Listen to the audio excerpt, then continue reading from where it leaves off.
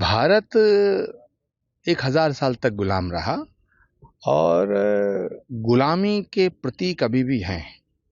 तो जितने ये गुलामी के प्रतीक हैं, अगर इनका नाम बदला जाता है तो इसमें कोई बुरी बात नहीं है। ये बहुत ही स्वागत योग्य कदम है और इसका श्रेय महाराष्ट्र की सरकार, देवेंद्र फडणवीस जी को और भारत के यशस्वी प्रधानमंत्री जी को जाता है।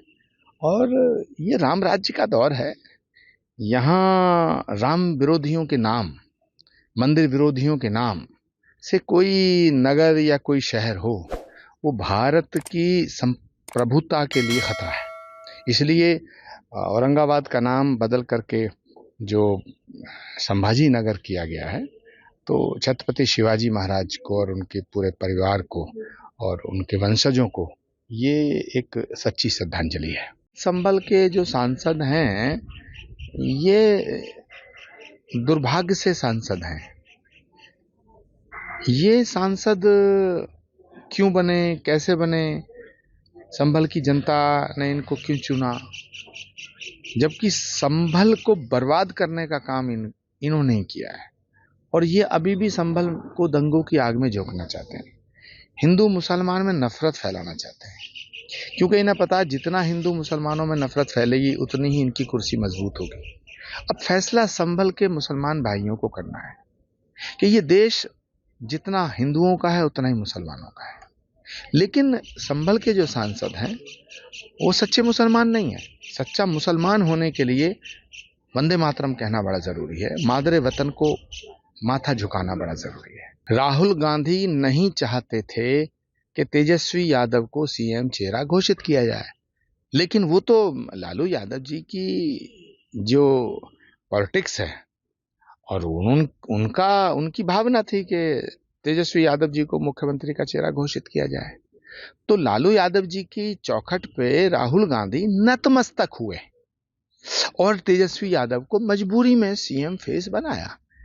सारी आरजेडी जानती है, लालू यादव जी की जो पार्टी है वो सब जानते हैं कि कांग्रेस नहीं चाहती थी, क्योंकि कांग्रेस लालू जी के प्रति, लालू जी के सामने नतमस्तक हो गई है।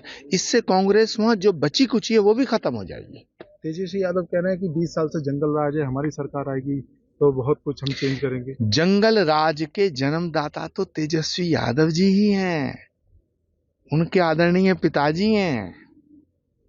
लालू जी का मैं बड़ा सम्मान करता हूं, भगवान उन्हें स्वस्थ रखे, लेकिन बिहार को जंगल राज में झोंकने का काम किसने किया? अब तो वहां राम राज्य है। आजम खान को स्टार प्रचारक बनाया गया है। अब अखिलेश यादव जी से बड़े नेता हैं आजम खान। कांग्रेस पार्टी एक ऐसी पार्टी हो गई है जहां कोई जनता का मुद्दा उठाने की बात नहीं होती है। और 24 घंटे नरेंद्र मोदी जी को गाली दो, नरेंद्र मोदी जी को कोसो, नरेंद्र मोदी जी को बदनाम करो, नरेंद्र मोदी जी के ऊपर आरोप लगाओ। सच बात यह है कि ये जो महागठबंधन है, ये अब गठबंधन रहा ही नहीं है। इसका अंतिम संस्कार हो चुका है। बिहार के अंदर 13-14 सीट ऐसी हैं जहां कांग्रेस और आरजेडी आमने सामने लड़ रही है, और उसको ये फ्रेंडली फाइट बोलते हैं। मैं पवन खेरा जी से कहना चाहता हूं कि वो फ्रेंडली फाइट का पहले इसकी व्याख्या बताएं, इसका अर्थ बताएं कि फाइट में फ्रेंड्स होते हैं क्या, और जहां फाइट होती है वहां फ्रेंड होता है क्या, और जहां फ्रेंडशिप होती है वहां फाइट होती है क्या।